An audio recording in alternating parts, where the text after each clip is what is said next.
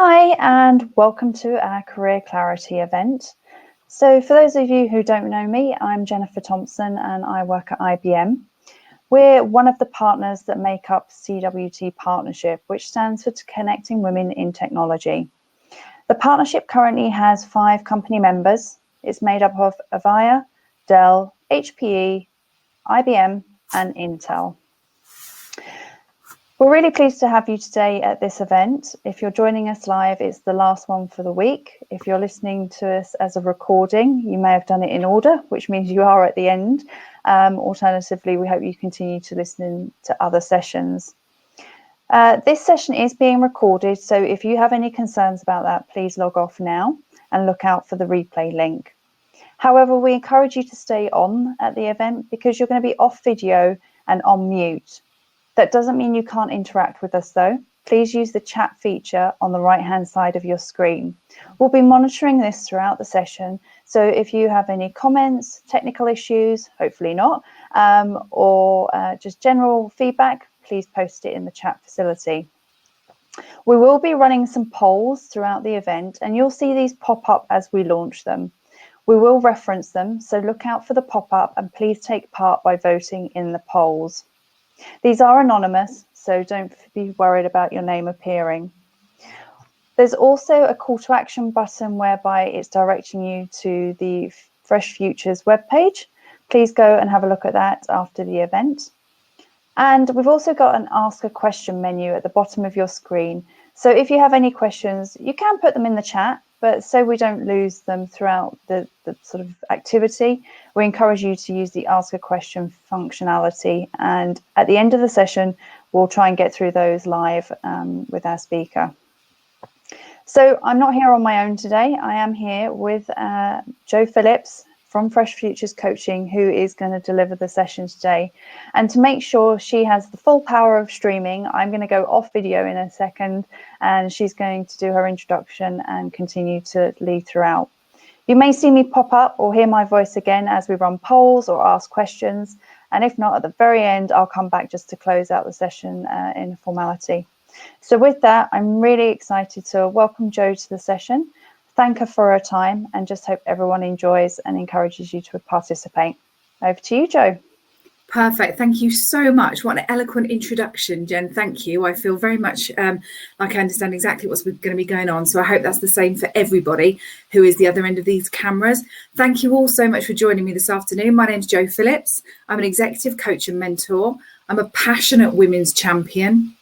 I've now worked for the last 25 years within the corporate world. The majority of that time within learning and development leadership. And I'm now being able to really fulfill my passion, which is to work with women in leadership, really helping them to achieve career clarity. And over the course of the next hour, what I wanted to do is have an opportunity to introduce you to the 4 cornerstones of career clarity. And this is really to give you a bit of a flavour, to give you some tips and techniques, to give you some thought processes, to give you something to sort of hang your hats on when you're thinking about your careers and where you want your careers to go, and perhaps what you want that career pivot maybe to look like. So oftentimes when I work with women, they will come to me maybe 10, 15 years into their career and say, look, I feel undervalued. I feel as though the gender pay gap certainly hasn't been closed in my particular scenario.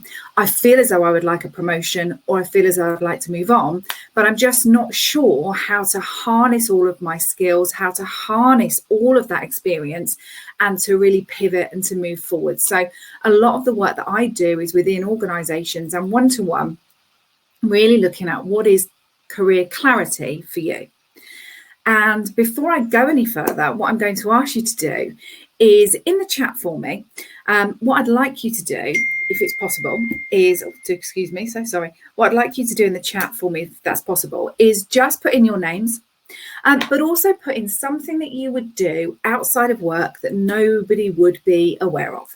So, for example, if I was to put something in the chat, I would put that I'm Jo, and that what nobody would be aware of is that you will find me meditating all over the house. So if a little stream of sunshine comes in through the Velux, you will find me just sat for 5 minutes every so often, just kind of downloading and thinking about my day. So just pop something in the chat for us. And the reason really for that is I want to make sure that you're comfortable with the chat function. We're going to be using that across the course of the next hour. The idea of this session is that it's really interactive, and you can come off of mute and you can ask questions. You can dive into the chat and ask questions, and we can, of course, deep dive and really respond to your questions. So please feel free to put that in the chat. My hope is that Jen has also managed to put my coaching profile in the chat. So you should find that in the chat there's a coaching profile that will give you a lot more of an idea in terms of my background and what I've done and how I've really arrived at this point in my career, as it were. So in terms of the first place for us to start, we know that we're all here with CWT, and CWT is really about reconnecting post-pandemic, and it's about returning to that career focus. And actually, in a global survey that was undertaken, what we know is that 51% of women feel actually less optimistic about their career prospects than prior to the pandemic. And this global survey was undertaken by Deloitte. And there's an awful lot more to the survey, which I'm going to share with you shortly. But what I wanted to do in the first instance was just do a little poll of our own, just to identify and to find out where you are at the moment in terms of your careers. So there should be a poll that comes up shortly.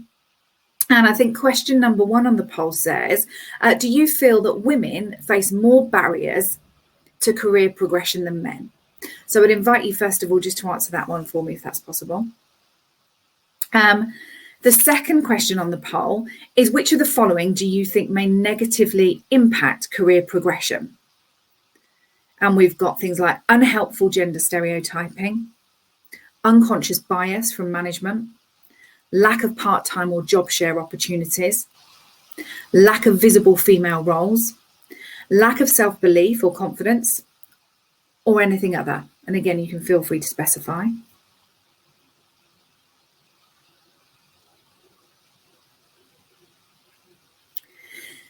Question 3, have you ever experienced or observed unconscious bias in the workplace?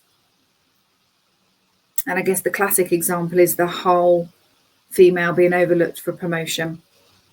There's an unconscious bias around perhaps you have a family, perhaps you have other commitments. So have you ever experienced or observed unconscious bias within your workplace? Poll question number 4. What do you think would have the most positive impact on increasing the number of women in senior roles? So you've got support in returning to work after maternity, more senior roles offered as part-time or job share, more visible female roles, more active support for diversity and inclusion from men, training and coaching to support women in senior roles, or others. And again, you can feel free to comment. And then the last poll question for us, before we come on to some of Deloitte's findings, number 5, since the pandemic, do you feel under more pressure to perform? And that's a simple yes or no. Okay. Now, unfortunately, I can't see the polls and I can't see the responses. So I'm wondering, Jen, if we've had responses to those polls, would you be able to just give us the feedback on those questions, if that's possible? Of course. So, yeah, really pleased to see the number of responses we've been getting. So to the first question about feeling the barriers to career progression, we've had 12 votes for yes, so at 75%, and 4 votes for no at 25%. Yeah. The second question around the impact on career progression, we've had 3 for unhelpful gender stereotyping, 2 for unconscious bias from management, 1 from lack of visible female roles, and 10 for the lack of self-belief and confidence. The third question, have you ever experienced or observed unconscious bias, has a full 16 votes in yes. The next question about the most positive impact has gone to 5 votes of more active support for diversity and inclusion from men, and 9 votes for training and coaching to support women in senior roles. And finally, the last question about the pandemic, we've had 6 for yes and 7 for no. Okay. So I think that's really interesting that actually what's come back, certainly under number 1, do you feel that women face more career barriers than men? Is 75% of us do. Most of my clients would say that their own lack of self-belief and their own lack of confidence and potentially a little bit of imposter syndrome also impedes them from being able to move on within their career and really understanding how to self-promote. And that's something that we're going to be talking about with these 4 cornerstones. Experiencing or observing unconscious bias in the workplace was a full house of 16. That's interesting. Don't need to say any more about that. And training and coaching to support women in senior roles, again, scored quite highly with 9 of you. So interesting to see those poll results. Now, what you're going to be able to do and download at your leisure is download the Deloitte report that some of these statistics I'm about to talk through have come from. So you can download those at your leisure.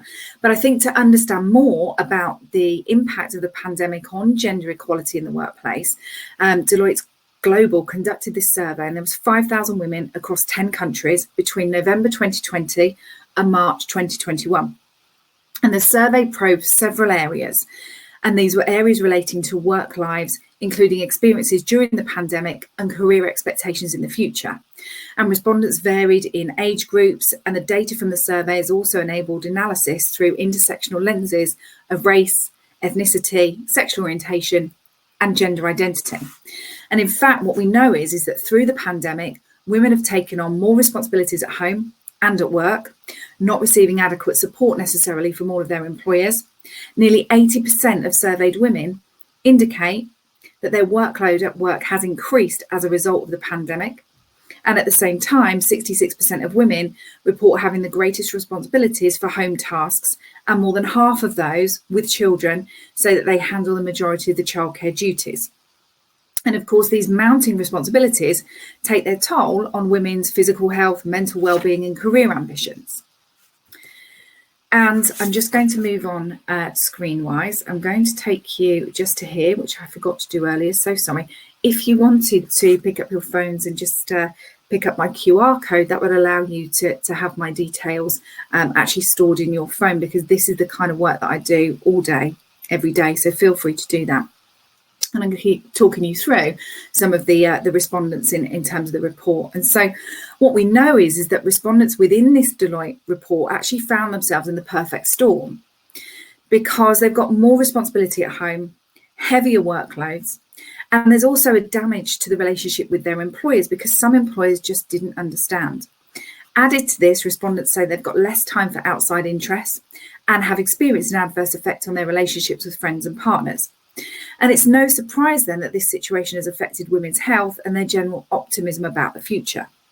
Only a third of women consider their mental well-being to be good or extremely good, compared to 68% before the pandemic.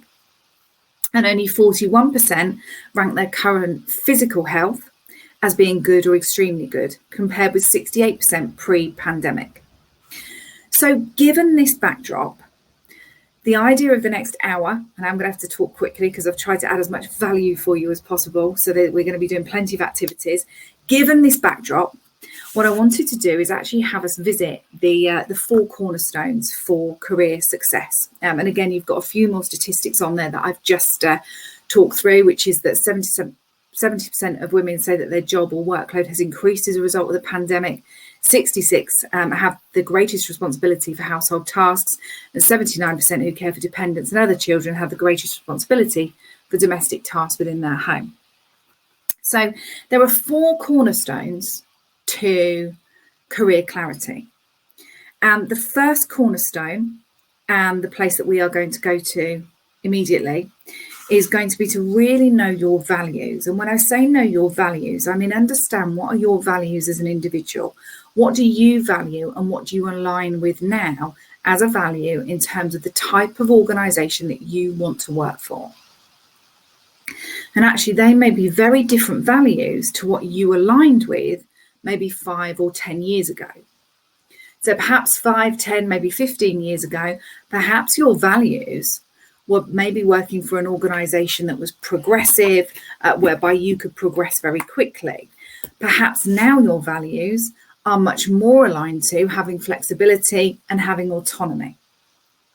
And we're going to have a little look at an exercise about values and about how when your values don't align with your employer, and I do that because it's a little bit like two ends of a battery.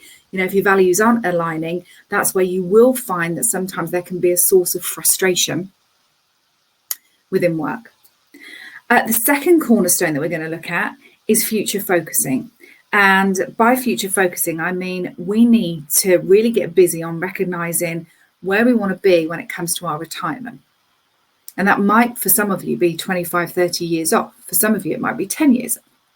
But actually what we want to do is really think about, okay, what do you want to be able to say when you hit your retirement? What do you want that speech to sound like?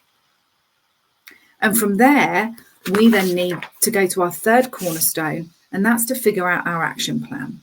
So actually, what is our action plan? What do we need to be doing in the next 5, 10, 15, 20 years to achieve that retirement speech? And then the fourth and the final, and probably what's most important, is your ability to self-promote and to really believe in your skill set so that you understand your worth in the market and what that looks like to the outside world. And it's all about understanding our internal ecosystem, the one that works for us. And for that, you may need some assistance, which again is where I come in.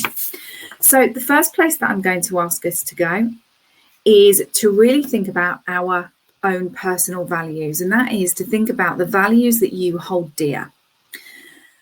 So let's think about some of the values, because actually you are integrally connected to your personal values, and your values will reflect what's important to you. And they're kind of a shorthand way, really, of describing your motivations together with your beliefs. And they're also casual factors that will, in fact, drive your decision making. So this little personal values assessment is a really simple little tool, and it takes just a couple of minutes of your time. And this, again, is why signing up to these types of sessions is worth it, because these are the kind of downloads and these are the assets that you can take away with you. And what I do is I bespoke these to career women so that you can actually really, really focus on your values to understand where you want to be. So for now, what I'm going to ask for you to do is just to look at the screen and just select from the screen 10 values. And I'm going to give you some time to make this selection. So I'd like you to select 10 values about who you are now, not where you want to be, but who you are now. So I'll give you some time just to select those values.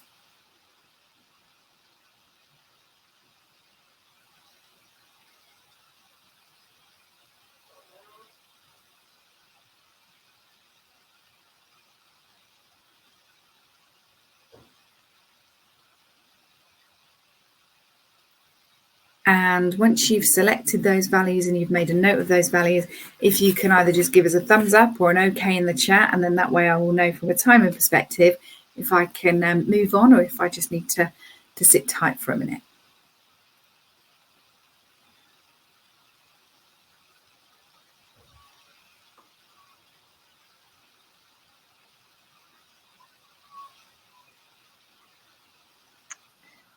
We haven't had any comments in the chat just yet, so if we can give everyone another minute or so, I'll let you know when we've got some of these ready.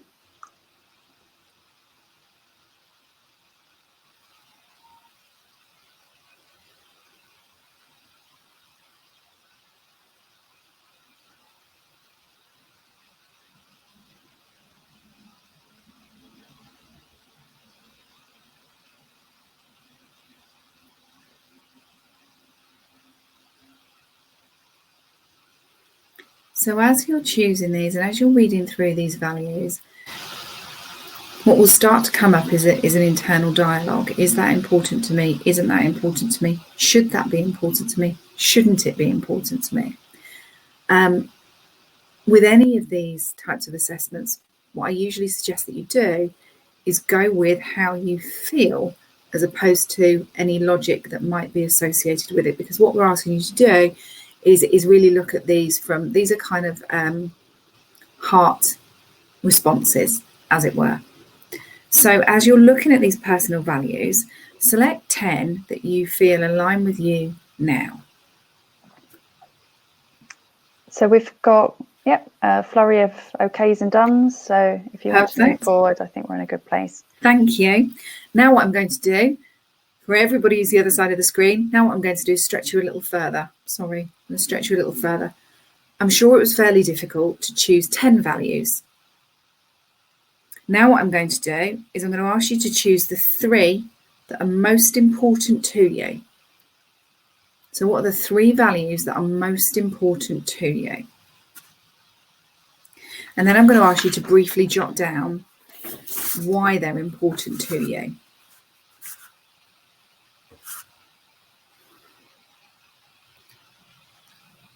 And again, once you've done that, if you can chuck an OK or a thumbs up in the chat, that would be fab. So 3 values that are most important to you and why.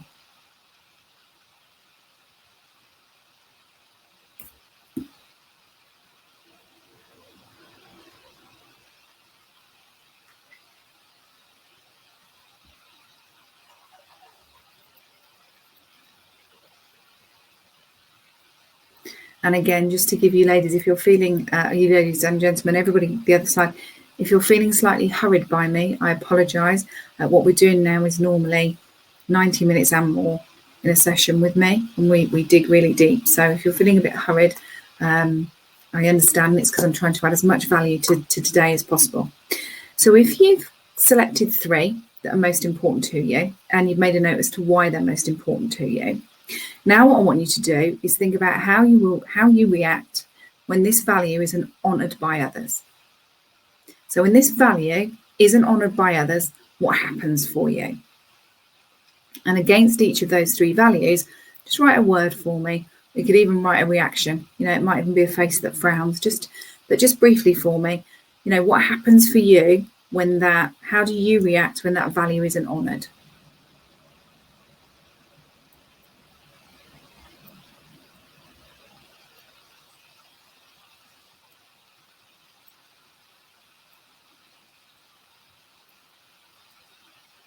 Okay. We might be getting some okays in the chat, Jen. We might be getting some, yeah, I'm done. Yep, there's a bit of activity. So okay. I think everyone's ready to move forward. So for those of you who are looking at those 3 values and you're looking at your reaction when they're not valued, and again, you can just put a yes in the chat, you can stay quiet, you can come off mute. Has anybody found that you've found yourself perhaps frustrated or maybe feeling like you're at 2 ends of a battery because those values haven't been met, those values haven't been honoured when you've been in the workplace? And again, you're in a psychologically safe space. You can feel free to answer. Equally, you don't have to answer. It's just something maybe to consider. Have you found that you've perhaps been frustrated because other people haven't honoured your values? And again, we might have people wanting to come off mute. We might have people putting in the chat.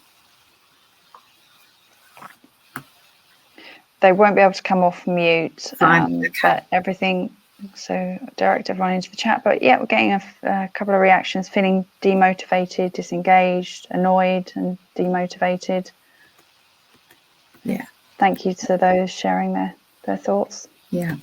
So that you are not alone. So for anybody who is the other end thinking, well, I felt annoyed, frustrated, demotivated, you are not alone in what we will find, certainly as we progress through our careers, is that if our values aren't honoured by others, we will find that extremely frustrating and we will find it demotivating.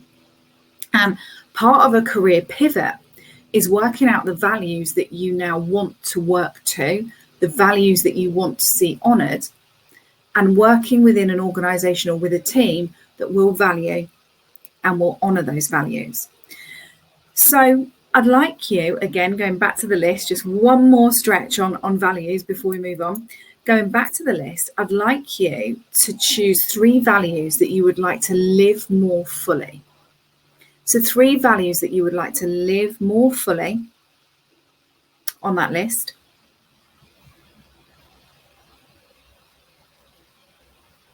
Three values you would like to live more fully that are on that list.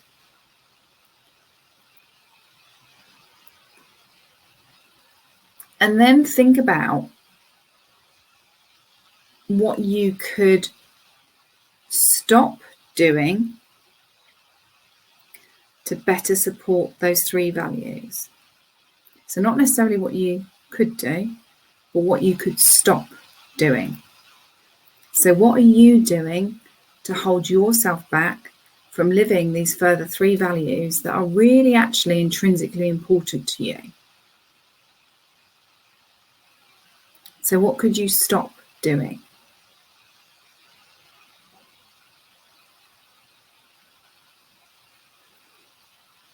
So, for example, you might have picked on trust. I want to trust more. I want to be able to trust my team more. I want to be able to trust my leadership more. Okay, so what are you stopping? How are you stopping that trust happening? How are you playing small in that scenario? How much communication are you responsible for not delivering? How often are you questioning the wording that's being given to you as opposed to trusting the wording? And some of this stuff is deep. You know, there's a lot that we dig up when we're in a coaching session. There's a lot that we talk through.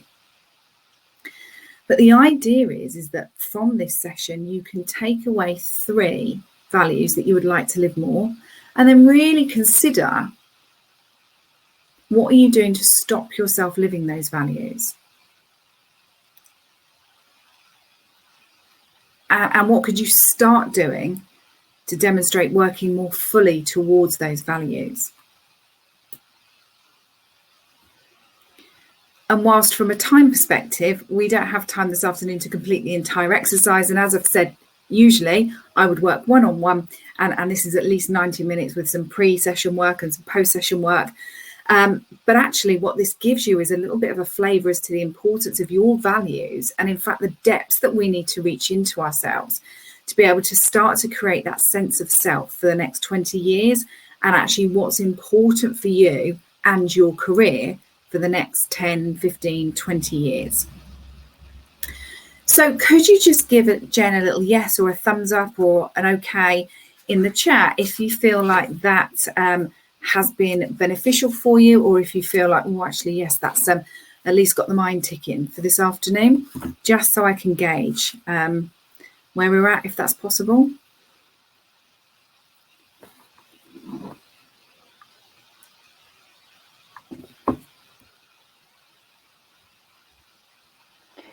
Yep, we've got a thumbs up. So We've got a thumbs up. Yeah.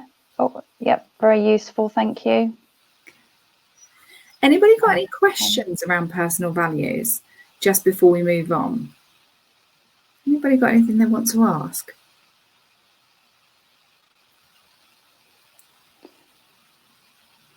The thumbs up are flooding in, which is great to see. No questions just yet, but we'll give it a bit just in case anyone's typing.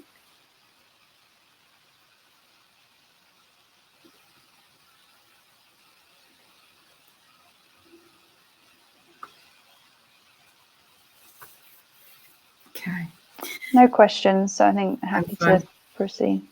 Fab. So where I'm going to take you then, ladies, is we're going to go to your retirement party. And this is cornerstone number 2. So 1 was values, to really very deeply understand your values and what you want to live more throughout your career in terms of values. 2nd is to get your party shoes on and have a bit of fun. And what I want us to do is I'm going to future focus you. I'm going to take you to your retirement party. And the reason that I take my clients to their retirement party at one point or another, or sometimes on multiple occasions as we work through together one-to-one, is because it's so important to understand where you want to be. Oftentimes as women within our careers, we are subliminally told where we want to be. We future focus on the basis of, well, maybe I might be able to get there. as opposed to I'm absolutely on my way. Sometimes we don't have an end destination. We just go along with the journey. And the retirement party is a really powerful little exercise to think about, actually, where do I want to be? You know, when I'm clinking champagne glasses, I'm clinking my orange juice glass, where do I want to be? So I want us to think about what this picture looks like for you. So there are some questions that I ask. So for everybody who has just mentally arrived at their retirement party, have a look around the room. Feel free to close your eyes. Nobody's watching you. Close your eyes and think about who's there. Who is at that retirement party? Friends, family, current work colleagues, leadership. Who's there? And more importantly, what are they saying about your career? Are they saying, I'm sure they're saying huge complimentary speeches. I'm sure they're talking very passionately and very warmly about your career.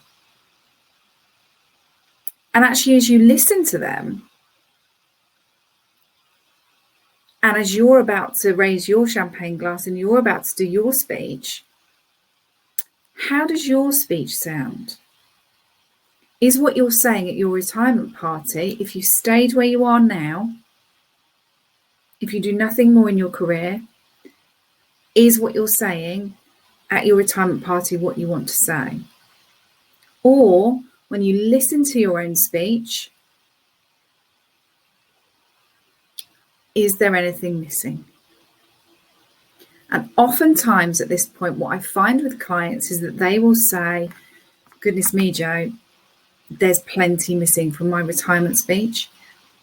When I think about it, if I lift away those mental barriers, if I don't think about the competition of anybody to get a leadership role, if I don't think about any times that I've gone for a promotion previously and I got knocked back for whatever reason, if I remove any of those mental barriers, actually, there's a lot more that I want to be doing. So what I'd like you to do, again, I told you we're going to be doing exercises right the way through this. Have a think about 3 elements of the speech that are currently missing. So if the trajectory that you are on isn't one that will give you the speech that you require, then I'd like you to have a think about 3 elements of that speech that are missing. So perhaps you want to be in leadership before you retire. Perhaps you want to upskill. Perhaps you want to career pivot. Perhaps you want to do some further career education. Perhaps what's important to you now is a portfolio CV. Perhaps what you want to do is condense your hours and work on a Friday in a completely different role. Perhaps you want to do voluntary work. Perhaps you want to have one day committed to self-study. The idea is that we just sit back, think about that retirement speech and what's missing from it now. If you were to stay on your current trajectory, what's missing? And for some of you, there might not be anything missing, which is fantastic. For others, this might be the first opportunity you've had to really sit back and think carefully and to clarify what is missing.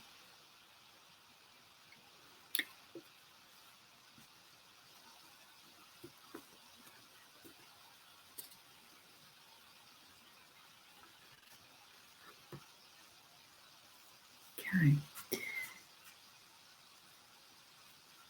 So oftentimes my clients will say to me, Jo, I don't know what's missing. I just know that this job is no longer enough for me.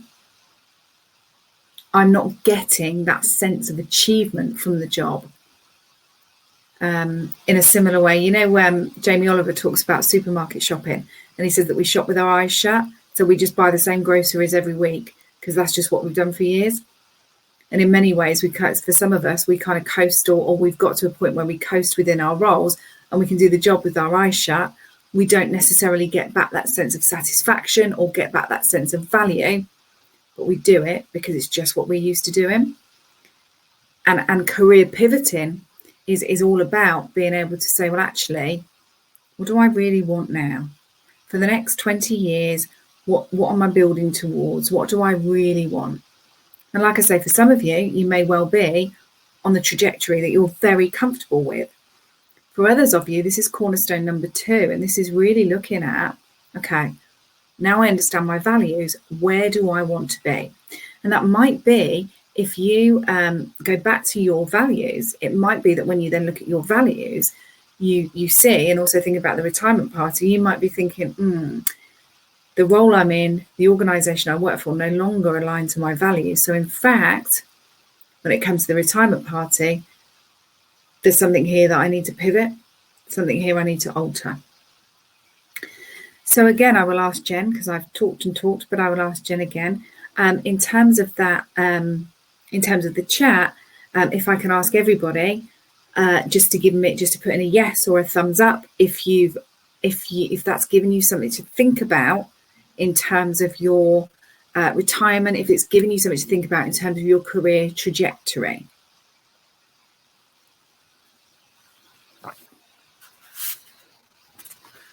Nothing just yet, but bit of a delay. So it's fine. Yep, we've got our first thumbs up, so I'm sure there'll be a few to follow. Fine. So in terms of that career trajectory, there will be elements that you want to work on. There may well be gaps that you think that you need to work on and to spend some time looking at. And one of the key exercises that we do when I work one-to-one is to look, okay, now we understand where we want to be when it comes to our retirement party. Let's now reverse focus. So let's imagine that we're at our retirement party. What were the steps that we took to get here? And the idea is that to achieve some clarity over your steps, what you would do after this session is you take yourself off, I don't know, in the back garden if it's not raining, or you take yourself off for 10 minutes with a cup of tea and actually look at, okay, if I want to get to that place for my retirement, what does my 10-year plan need to look like? What do I need to have achieved at the end of 10 years? And to achieve that by the end of 10 years, what do I need to have done by the time I hit the end of 5 years? Which means that by the time I hit the end of 3 years, I will have needed to have completed, which means that this time next year, I need to be doing. So the idea is that we kind of reverse focus and we go back 10, 5, 3, and 1. And what you should then start to be able to see as you put this together, and again, this is something that I do one-to-one with clients over the course of a few sessions, is we really dig deep in terms of, okay, this is what you want your end goal to be. So to give you some examples of some of the clients I'm working with at the moment, one of my clients said, look, my end goal by the time I retire is I want to be in a senior leadership position in the next 10 years. And by senior leadership, I mean global. So when we reverse that back, what it meant is that in the next 5 years, we need to be in a position whereby that's very easy to access. So that means that there's a whole skills base under there, and there's a whole load of networking, and there's lots of reach that we need to achieve in order to be able to have that as an attainable goal. And what that meant for the 3 years is that we needed to be EMEA plus. And for the 1 year, what that also means is we need a promotion quite quickly. And that client, in fact, has actually just achieved their promotion. And yesterday I got a WhatsApp saying that she's just got a 43% pay rise. So we are on our way to where we need to be. But the idea of this plan is, say, for example, you were thinking, well, look, actually, in 10 years' time, what I want is a portfolio CV. I want to be working 3 full days a week. And those other 2 days, I want to be, I don't know, working for myself, or I want to be working on a voluntary basis, or I want to be whatever it is you might do. The idea is that you then reverse focus and you say, okay, so what does that mean I need to be doing in 5 years? Where does that leave me with finances? What does that mean I need to do from an education perspective? What do I then need to be doing in 3 years? And what do I need to be doing in 1 year? And the idea is that we lay it all out in stepping stones. Now, in order to help you to do that, that brings us to our third cornerstone. And our third cornerstone is to really identify what you need to do, what needs to happen within that plan. And this is where we kind of drill down and we dig deep into the detail. What do you need to be doing? What do you need to know? Who do you need to know? How do you extend your reach? What do you do with your network? This is now really where we start to put much more detail around the plan. And this is actually a fantastic tool that I use with lots of clients, as simple as it looks. And I'm hoping that it's available for, that you can download it. Is it available for download, Jen? Or I can always send it on and it can be sent out to people. It should be going out on email to everyone after the session. Brilliant. Okay, thank you so much for that. So what you can see in front of you is your career clarity wheel. And some of you may have seen this before. If you've done any coaching in the past, you may have seen this. It's a wonderful tool that helps you to work with scale. So what we'll imagine is that the other end of the cameras, and I'm not sure who's the other end of the cameras or whereabouts you're based, but what we'll imagine is that on your notepads, or you've scribbled down or somewhere, you've started to put down some different actions that you would need to work towards in order for you to achieve that 10, 5, 3 and 1 year plan. And you'll probably have them as headlines at the moment. And the idea is that within our career wheel, within our pivot wheel, what we do at the very top is we put in those spokes, as it were, we put in our headlines. So you might have a spoke for personal development. You might have one for changing your leadership style. You might have one for the ability to self-promote, for example. And the idea is that what you would then do is, using your wheel, you would put those headlines in. So, for example, has anybody got a headline that they're willing to share? You don't have to, but for example, if you wanted to put it in the chat, you could put in a headline that you're willing to share, and I'm going to show you how to use this. And these are all the tools that I would use, usually one-to-one. And I'll show you how to use this and just what a powerful tool it can be for you to achieve clarity. So is anybody willing to share anything in the chat at all, even if it's just a one-liner?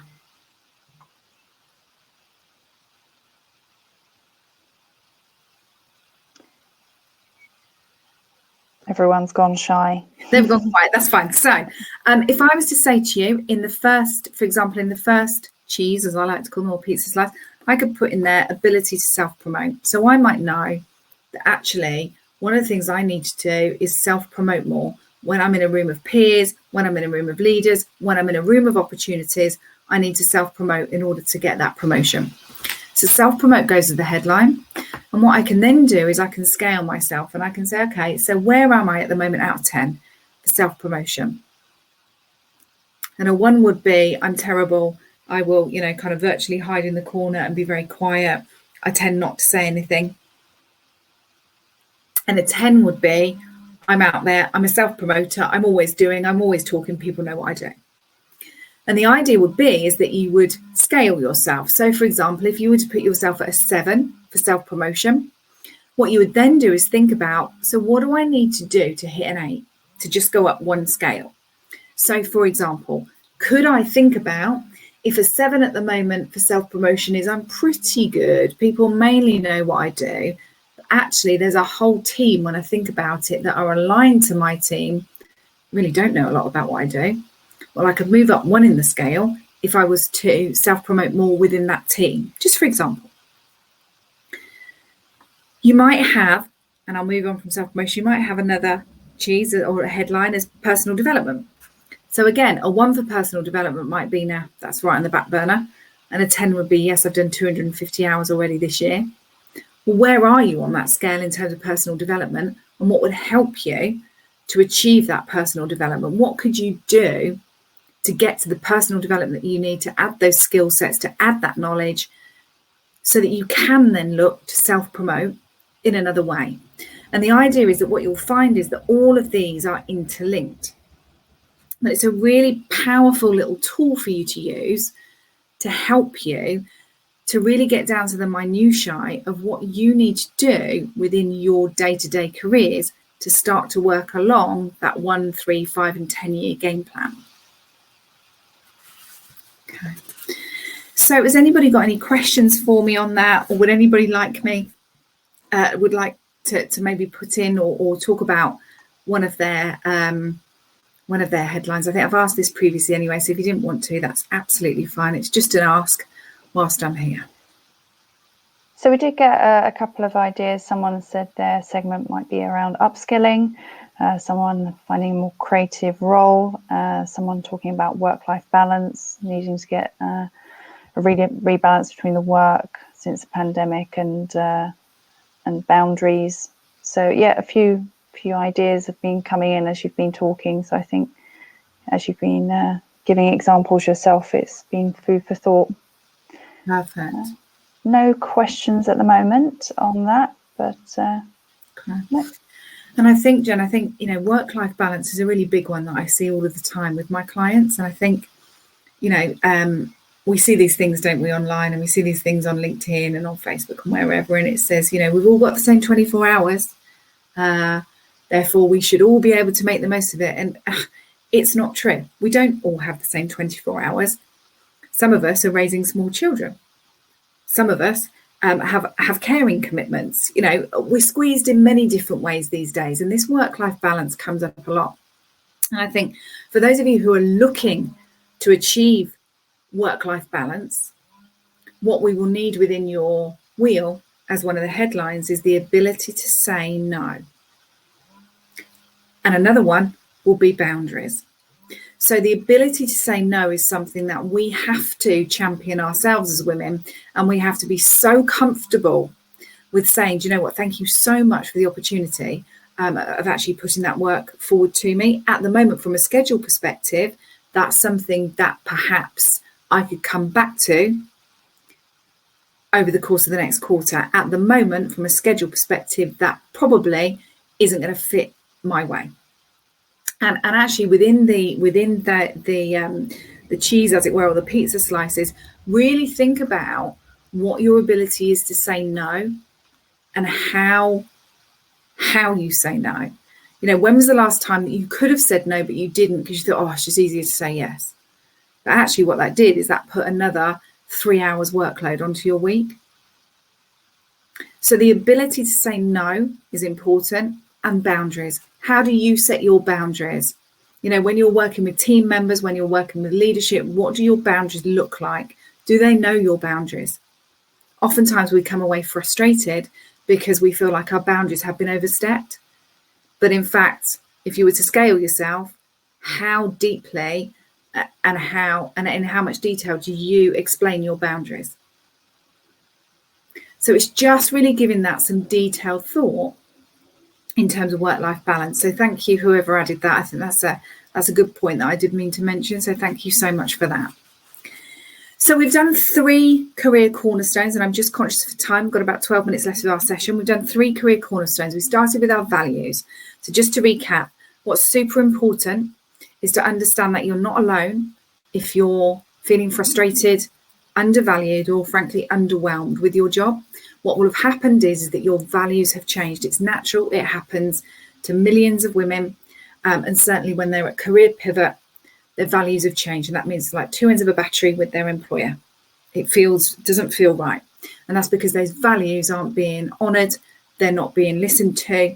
So that's just something to consider about whether or not perhaps now is the time to start thinking about living those values more. And really just to think about, actually, what am I doing to stop myself living the values that I want to live? How am I playing small in that scenario? And by playing small, I mean, have I looked up over the pulpit and thought, actually, there's other work out there, or have I sat tight?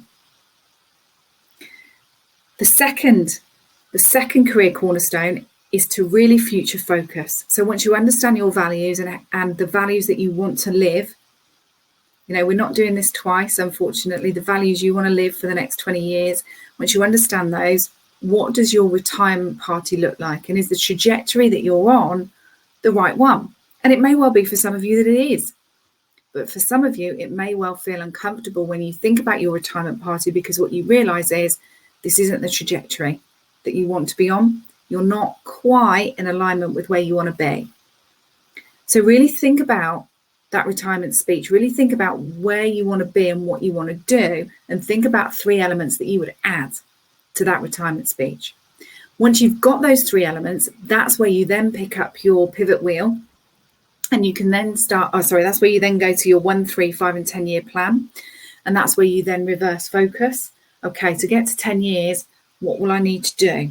And work back. And then your pivot wheel is where you then put in your minutiae. Okay, what do I need to do? What's my scale? And how could I move up 1 in that scale? How could I self-promote better? How could I achieve a better work-life balance? What could I do to say no? How am I communicating my boundaries? If that's what's on your wheel. For others, it will be a pay rise. One lady that I worked with came to me and said, look, Jo, by the end of 12 sessions, I just want a 20% pay rise. I don't want a promotion, but I know within my bracket, I'm way down. So that's where I want to be. So again, whatever your trajectory is, anything is possible. It's just about understanding actually, where do I want to be? And then your very 4th cornerstone is really about your ability to believe in yourself and your confidence when it comes to asking for what you need within the workplace. And actually understanding what your worth is in the market and what your worth looks like to the outside world is integral to you achieving what you want by the time you hit retirement. And the women I work with, the work that I do is to help support and to assist women to achieve their goals and their ambitions. So my job, whenever I work with a woman, is to help her to get to wherever she wants to be. But it's about digging deep. It's about using these 4 career cornerstones. And that 4th cornerstone is helping you to understand how to no longer play small. How do I now play big? How do I now step into this role that I know I'm capable of, that I know I can more than achieve? And for those of you who are playing small, I'll tell you how to identify if you're playing small. And it will be because you've looked around that somebody else has been promoted and you know that you've done more than them. And you think to yourself, how did they get that promotion? And that's because they were good at self-promoting and they put themselves out there. And perhaps we've held back for various reasons. So that 4th cornerstone is really understanding yourself and what you've done or haven't done in order to self-promote and to get yourself out there and to really have the confidence to do so. And again, a lot of the work that I do is helping women with their confidence to really to be able to go out and get what they want. So I thought it might be helpful to just talk to you about one of the clients that I'm working with at the moment. So this is the Fresh Futures website. And this is from one of the execs at IBM.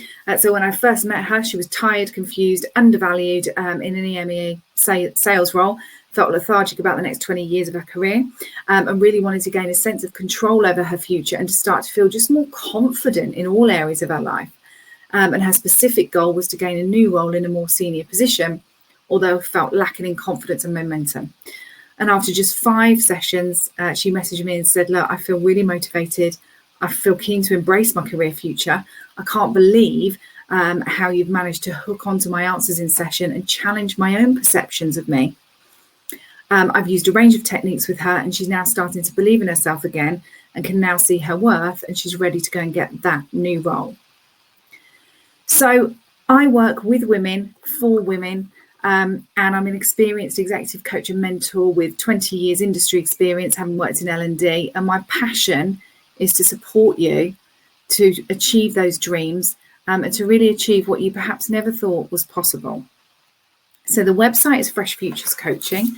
Hopefully you've got my details, and I'm very happy to have further conversations with anybody who's come along today but would like some further assistance.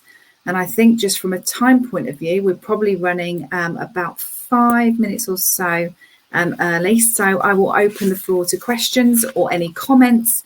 Open the chat to see if anybody wanted to ask anything or wanted me to go back to any slides in particular.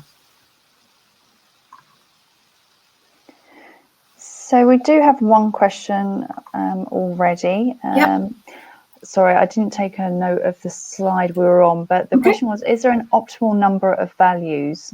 So this is when we were starting to choose 10 and then slowly whittling it down. So yeah. So is there an optimal number of values? The thing is, if we're really honest, every one of us could look at all of these values on the screen and think at some point they've probably been important to us. So the reason that we go for 10 is because it just starts to narrow down actually what our values are, and it asks us to really think about what's most important to us. And the reason that we then slice that down by a third is because actually when we start to use these values to look for employers or to look for teams or to look for leadership that will live these values, it means that we've got some real specifics to be able to have as a barometer, to make observations around, to understand from people who work in that team whether or not those values are adhered to. So a classic value for a working mummy will be flexibility. And what happens is that we go for interview and the leadership say, listen, we're totally flexible. You work the hours that work for you as long as the work's done. And what we would then do is we would ask to speak to people in the team and we would say, great, the value of flexibility, what does that look like? And of course, that then gives us, hopefully, exactly the same response. And the idea is that by selecting the values that we want to work further towards and closer to, then helps us really to filter out and to sift out where we really want to be, whether it be organisation, team, or potentially another, or potentially a promotion or another organisation. So I'm hoping that answers the question. Difficult, isn't it, without audio? Let's just see if that's answered the question or not. It does for me, but I'll give them time to come back. Someone did say alongside, as that question was posted, just a comment, some of the values are outcomes and some are actions. So, for example, being liked is more of an outcome in that person's mind. So how do you see that? So if I was working with an individual that said that being liked was a value that they wanted to work to, I think I would really want to understand why that was of importance and where that fitted, because again, that can have an impact on our leadership skills, that can have an impact on how we move people through teams. And I think you could read lots of these as values or as outcomes, balance, work and home. Is it an outcome? Is it a value? So yes, I would answer that and say, yeah, absolutely. It's just about what do we want to do more of and what do we want to do less of, and then really understanding why. And once we've got those, then we can start to think about, well, actually, does this role really fit for us still? Are all these values the same? And very often they change. Very often what we want now is very different to what it was 10 years ago. Great, thank you. So we've got one more question. This might need to be the last one for timing, but we'll see if we get any others as we're talking. So the question is, how often would you encourage revisiting or refining the 10-5-3-1 year plan? Did I say all the numbers? So in terms of revisiting, I think that if we stick so rigidly to a plan, as we know, plans are what we make whilst life happens, aren't they? Different things happen that are out of our control. So what we would generally do is look to revisit annually. Am I on course? If I am, perfect. If I'm not, why? And actually, have my needs changed? Has something else happened within life? Because again, that's very real, is that various circumstances change our trajectory. So I think, to answer your question, it's important to look at it 20 years prior to retirement, but it's equally just as important to look at it at least annually. Where am I against those the smaller steps that then create the bigger stepping stones, and they create the change in the trajectory. So I would look at it once a year, but I would equally be very open to that trajectory changing, to your needs changing, to your values shifting, because again, this all depends on what's going on around you. Wondering if that's answered the question. All right. believe so, or it did for me. So thank you very much. Well, I'd say that was perfect timing. We are right on 2:30 for those that are with us live. So for that, I just want to say a huge thank you, Joe, for being our last session. A great way to end our CWT live event this week. And as you mentioned, we'll be making sure the website, the coaching profile, the wheel and everything is emailed out to everyone, so they've got those assets as a follow-up. And with that, I'd just like to wish everyone a good afternoon, and we'll hope that you see everyone at another future CWT event in the near future. Thanks, everyone. Bye. Thank you. Bye-bye.